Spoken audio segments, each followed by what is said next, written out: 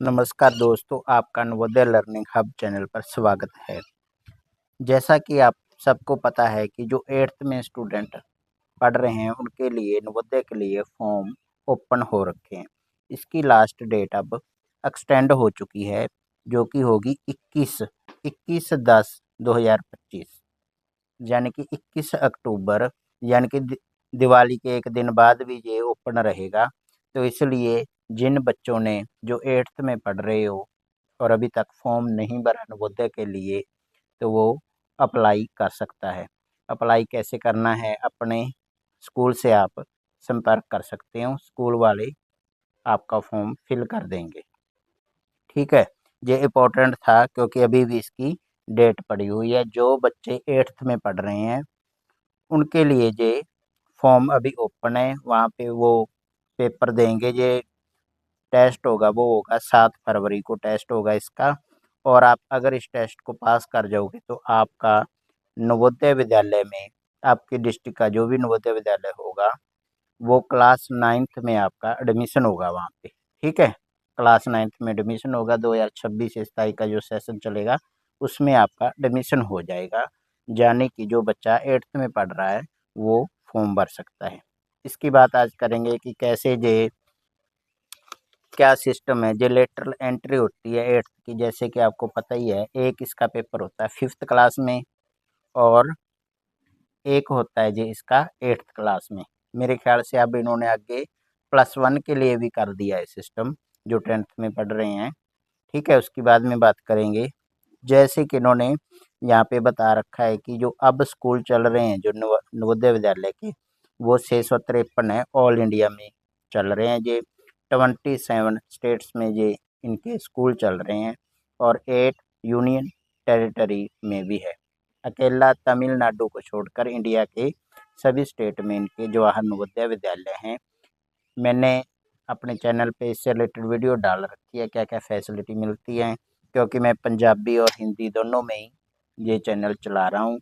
मेरे साथ ज़्यादा बच्चे पंजाब के जुड़े हुए हैं और मैं हिंदी में भी कुछ वीडियो और सिलेबस भी करवाता हूँ इनका। ठीक है, जैसे चंडीगढ़ जूनियर टेरिटरी है, वहाँ पे एक विद्यालय है क्योंकि छोटा सा है चंडीगढ़। ठीक है, हरियाणा लगा लो, 21 वहाँ पे नवोदय विद्यालय हैं, क्योंकि जितने डिस्ट्रिक्ट होते हैं ना उतने ही विद्यालय है। अब जैसे 23 डिस्ट्रिक्ट हो गए हरियाणा में, तो आगे ये बन जाएगा आगे भी।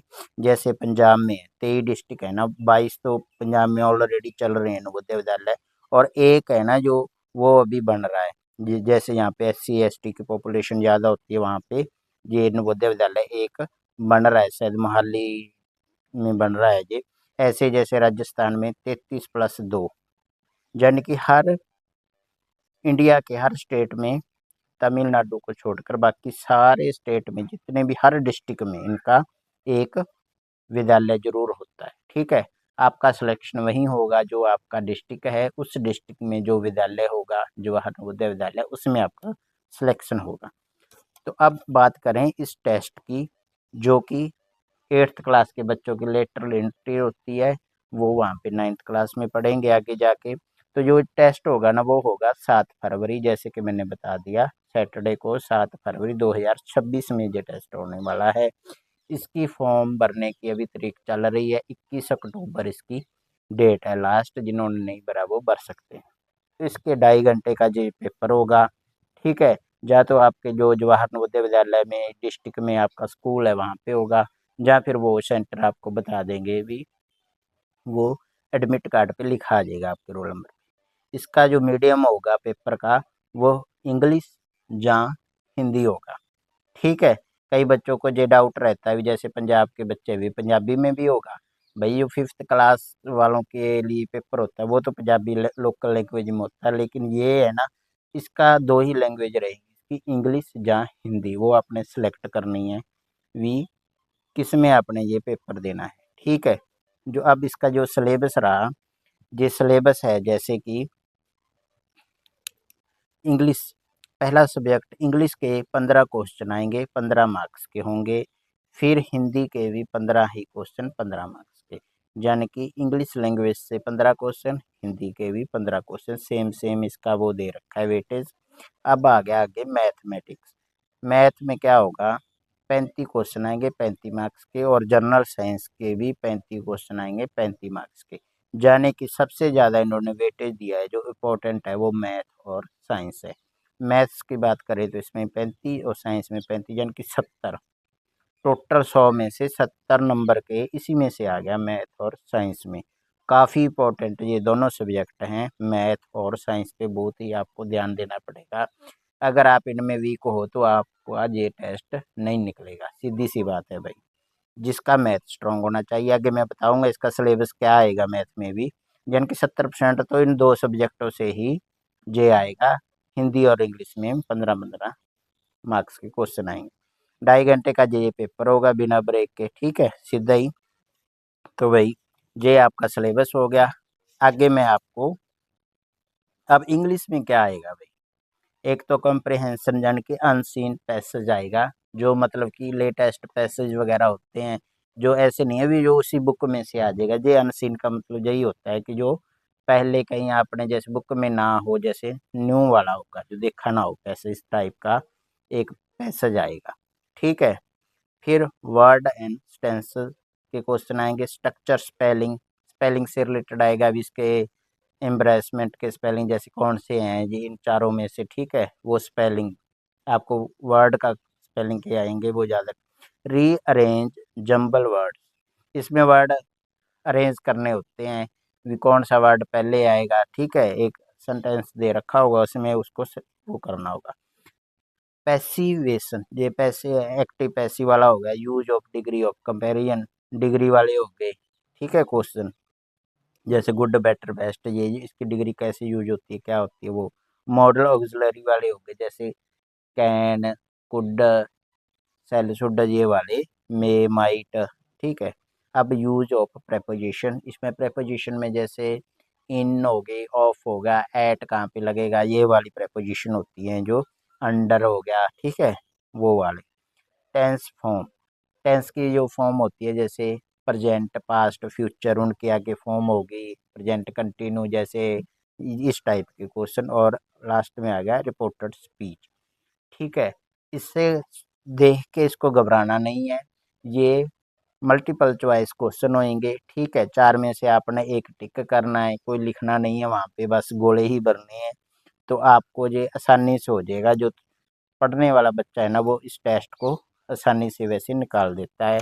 लेकिन आपको एक स्ट्रेटजी अपनानी पड़ेगी, किस तरह आप तैयारी किस तरह करते हो ना, इन जो आपके पास 2-3 महीने हैं, वो मायने रखती है इसके लिए, ठीक है। अगर आप अच्छे प्लेटफॉर्म से, जहाँ आपके पास अच्छी बुक्स हैं, उससे आप रेगुलर पढ़ रहे हो, तो आपका टेस्ट जरूर निकल जाएगा। अब हिंदी में आ गया भाई, 15 इंग्लिश वाले हो गए, और अब आ गया हिंदी लैंग्वेज का। तो मेरे ख्याल से स्क्रीन विजिबल है, मैं एक बार फिर से देख लेता हूँ, हाँ विजिबल है। तो हिंदी में क्या आएगा, 15 ही क्वेश्चन आएंगे इसमें। भाषिक अनुप्रयोग और व्याकरणिक कुशलता, व्याकरण से रिलेटेड ये हो गए हिंदी के। पर्यायवाची विलोम शब्द, ठीक है। तो इसमें शब्द विवेक, शब्दों में अंतर क्या होता है, शुद्ध है, शुद्ध वाक्य, मुहावरे और लोकोक्तियाँ। तो मेरे ख्याल से मेरे पास ना एक हिंदी की बुक थी, मैं आपको दिखा भी देता हूँ हिंदी के लिए। इसमें लगभग सारा कवर होता है। लूसेंट की जो बुक आती है, 100 रुपये की जो बुक मिल जाएगी, क्योंकि ये मेरे पास पड़ी हुई है, मैंने सोचा चलो दिखाई देते हैं। इसमें लगभग हिंदी से सारा सिलेबस इसी में से सारा कंप्लीट होता है, ठीक है।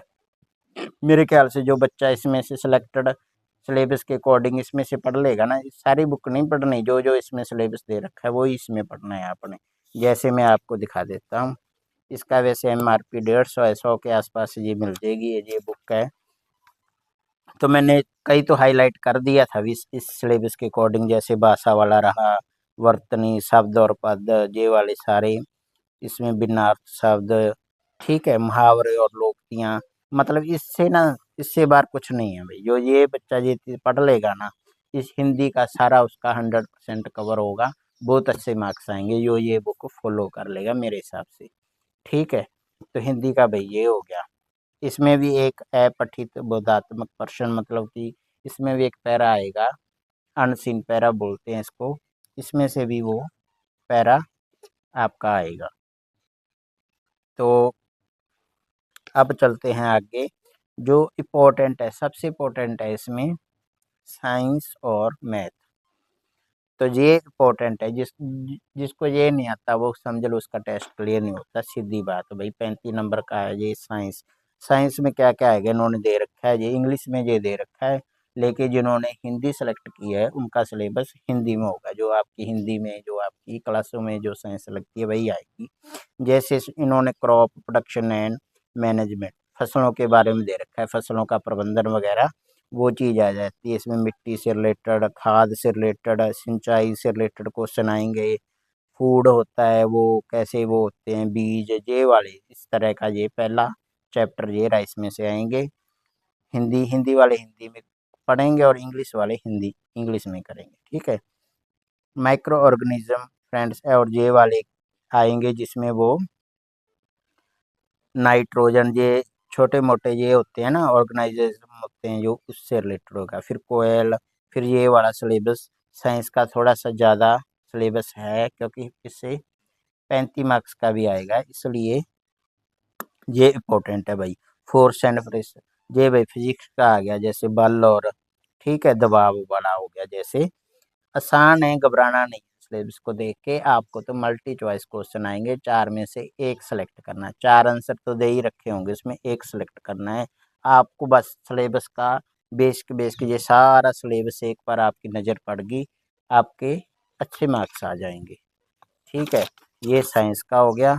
फ्रिक्शन का हो गया, अब ये रहा फ्रिक्शन वाला, साउंड वाला, ध्वनि, ठीक है, लाइट वाला, रोशनी वाला, जो लाइट से रिलेटेड हो गया, ये सारे क्वेश्चन आएंगे। इलेक्ट्रिसिटी वाला हो गया, ये घबराना नहीं है, ये इतना भी वो नहीं है। जैसे सिलेबस देख अब आ गया आपका मैथ्स का, तो इसके भी 35 नंबर आएंगे भाई, ठीक है। ये भी बहुत इंपॉर्टेंट है। मोस्टली मैंने देखा है मैथ्स में बहुत बच्चे कम मार्क्स आते हैं इनमें से, क्योंकि इन्होंने ना जो आम मैथ नहीं है ये, इसमें जो आता है ज़्यादा इन्होंने अलजेब्रिक टाइप दे रखा है। जैसे रेशनल नंबर हो गए, स्क्वायर एंड स्क्वायर रूट हो गए, क्यूब एंड क्यूब रूट हो गए, एक्सपोनेंट एंड पावर होगी, एक्स की स्क्वायर, जैसे इस टाइप के आएंगे ज़्यादा अलजेब्रा वाले। डायरेक्ट एंड इनवर्स प्रोपोर्शनल, ये तो चलो रेशो वाले आ गए। कंपेयरिंग क्वांटिटी, इसमें ये रहा थोड़ा बहुत अर्थमेटिक का, जैसे परसेंटेज, प्रॉफिट लॉस, डिस्काउंट वाला, सिंपल एंड कंपाउंड इंटरेस्ट, ठीक है। साधारण ब्याज और चक्रवृद्धि ब्याज वाला वो, इसमें लाभ हानि वाला हो गया, प्रतिशत वाला हो गया, छूट वाला हो गया, ठीक है। ये आसान है। और थोड़ा सा इसमें अलजेब्रिक एक्सप्रेशन एंड आइडेंटिटी ये होती है, जैसे एक्स प्लस वाई की स्क्वायर या एक्स प्लस वाई का क्यूब, इस टाइप की जो इक्वेशन होती है ना वो करनी होगी। लेकिन आपको ये ध्यान रखना है, आपने वहाँ पे क्या करना है, मतलब कि आपको क्वेश्चन सॉल्व नहीं, उसमें 4 आपको आंसर दे रखे हैं, उन्हीं में से आपने फिट करके ना वी एक्स की क्या पावर होगी। तो 4 ऑप्शन दे रखे हैं भाई, 1 आएगा, 2 आएगा या 3, वो आप एक्स में उसमें आप क्या कर सकते हो, उसमें पुट करके वो वैल्यू आ जाएगी आपकी, ठीक है। फैक्टराइजेशन हो गया, गुणनखंड वाला। Linear equation in one variable, ये भी इक्वेशन ही आएगी। मैं अगर आपका रिस्पांस सही मिला तो मैं ये भी सारा सिलेबस करवा दूंगा इस चैनल पे, इसलिए कहता हूँ मैं, मेरा चैनल ये सब्सक्राइब कर लो, ठीक है। आप इसको शेयर करो, ठीक है, लाइक करो, उतना ही मेरा हौसला बढ़ेगा। अगर ये वीडियो ज़्यादा इस पे कमेंट भी आते हैं और वायरल भी होती है, उसके अकॉर्डिंग मैं सारा सिलेबस ये ज़रूर करवाऊँगा, ठीक है। मेंसुरेशन वाला हो गया, ज्योमेट्री होता है जिसमें कि एरिए वाले हो गए, क्यूब क्यूबॉइड सिलेंडर ये वाले, घन घनाभ और ये सिलेंडर बेलनाकार वाली आकृतियों से रिलेटेड हो गए। और ये ग्राफ हो गया, बार ग्राफ, पाई चार्ट और जो भी आता है, ठीक है। ये हो गया मैथ का सिलेबस आपका। मैथ और साइंस जैसे कि मैंने बताया इम्पोर्टेंट है, ठीक है। अब इन्होंने आप जो मेन मेन मैंने लगा रखा है, इन्होंने क्या दे रखा है कि जो सीट्स अवेलेबल है ना आपके डिस्ट्रिक्ट वाइज भी, आप पता लगाना चाहते हो कि आप कौन सा डिस्ट्रिक्ट है और उसमें कितनी सीटें हैं, उसके अकॉर्डिंग इन्होंने सारी लिस्ट दे रखी है। मैंने जो इम्पोर्टेंट है, जैसे मेरे चैनल पे पंजाब वाले ज़्यादा जुड़े हैं तो मैं उसको बता देता हूँ। जैसे मुक्तसर ज़िला है, पंजाब का मुक्तसर ज़िला है, इसमें इन्होंने ये जो बांट रखी है ओपन ऑल और रूरल। ये क्या सीन है, रूरल मतलब जो गांव से संबंधित हैं स्टूडेंट, और ओपन मतलब सबके लिए जो जो कि ओपन अलग जो शहर शूर में होते हैं उनके लिए इसमें ओपन कैटेगरी वाले सारे आ जाते हैं, ठीक है।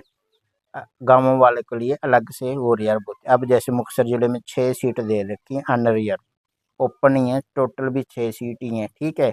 इसमें मतलब कि शहर वाला भी बच्चा आ सकता है, गाँव वाला भी। गाँव वालों के लिए अब कोई भी सीट खाली 6 सीटें हैं।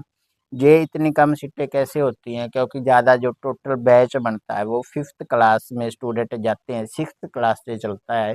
6th क्लास में ज़्यादा सीटें होती हैं, जैसे 120 सीटें हो गई ऐसे। लेकिन कुछ बच्चे ऐसे होते हैं जो या तो छोड़ जाते हैं या एडमिशन नहीं लेते या 7th में, फिर जाते-जाते 8th तक जाते-जाते सीटें खाली हो जाती हैं, वो सीटें हैं जी, ठीक है।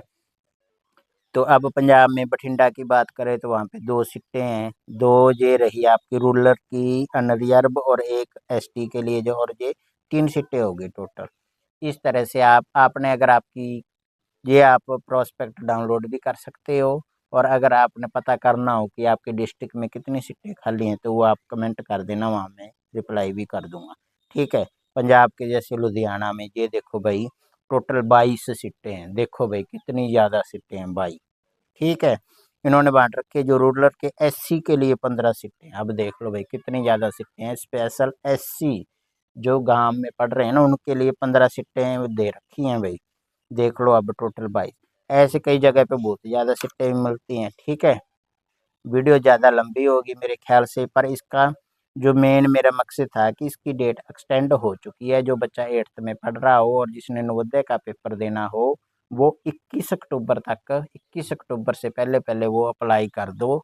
21 अक्टूबर मेरे ख्याल से 20 अक्टूबर की दिवाली है, दिवाली तक वो अप्लाई कर दो, जो 8th में बच्चे पढ़ रहे हैं, ठीक है। उनका टेस्ट 7 फरवरी 2026 को होगा, ठीक है। वीडियो लंबी हो रही है मेरे ख्याल से, आज के लिए इतना, ठीक है भाई, थैंक यू।